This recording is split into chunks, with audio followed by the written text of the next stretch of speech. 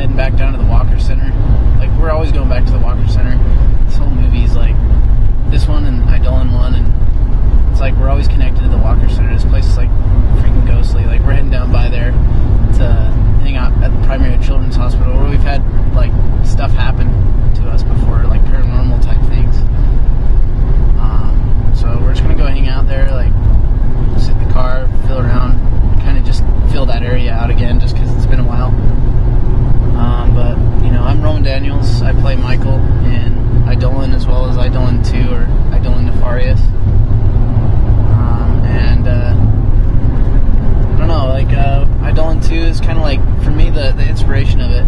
I wasn't really thinking of too many things except for just like where would the first story continue. You know, like I could see Michael just becoming a paranormal investigator. To me, like, I don't think he'd want to go back to a normal everyday job, you know.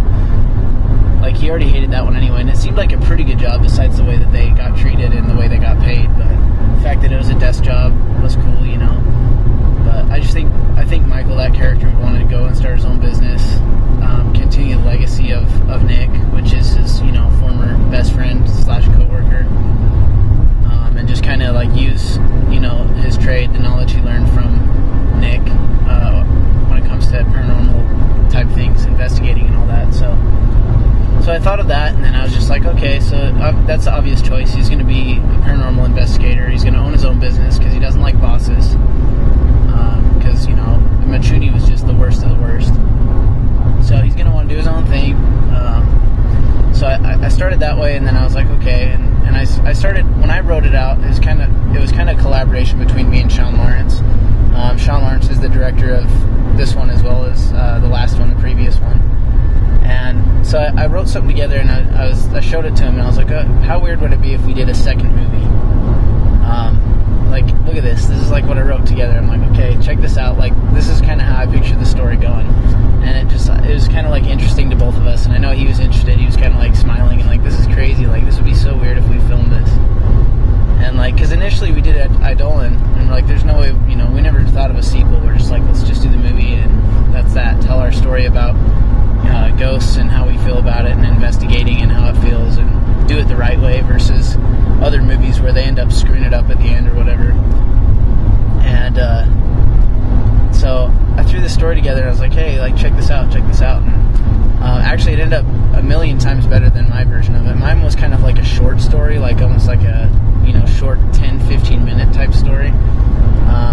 But it was lacking in certain character development, in my opinion, and so I think Sean like changed that up and like made it way better. So now it's a great story when it was before just an okay story.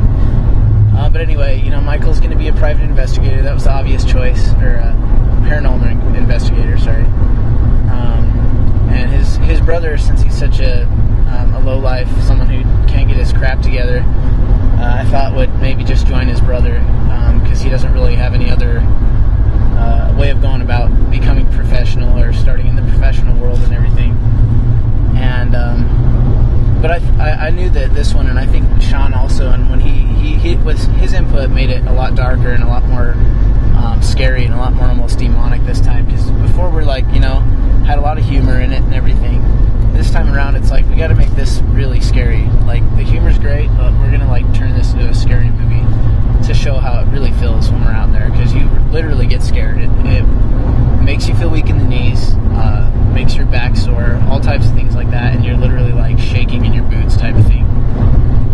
So I don't know, that was just the obvious choice. My version was darker already, still had a little bit of humor, and then Sean came in and kind of gave me a story of it, a version of it, and he's like, check this out, like, and I read it, and it was like, okay, written by Sean Lawrence, based on Roman Daniels' Eidolon 2, in parentheses, or in quotations, and I don't know, just like, was such a great story. It's like, alright, let's do it, you know, it's like, it was weird, like, we weren't going to do a sequel, but the way the story was written, it actually made us take that jump and be like, okay, let's do it. And it's not really a sequel, it's almost like a standalone movie.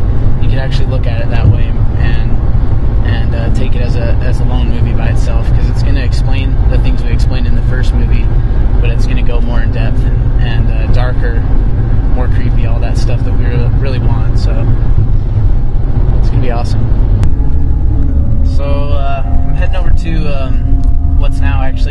multi-million-dollar condos. But the whole structure itself is the old primary children's hospital, which has a lot of, obviously tragedy and stuff like that.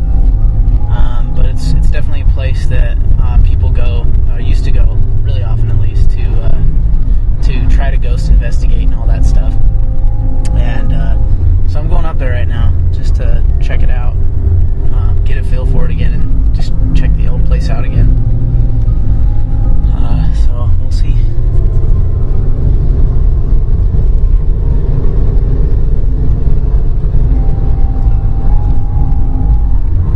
So here we go, almost there.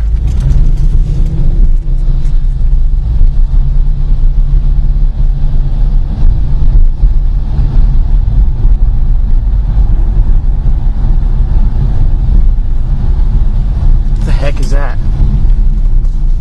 Who the hell was that? I'm gonna stop right here real quick and we'll just... Whoa.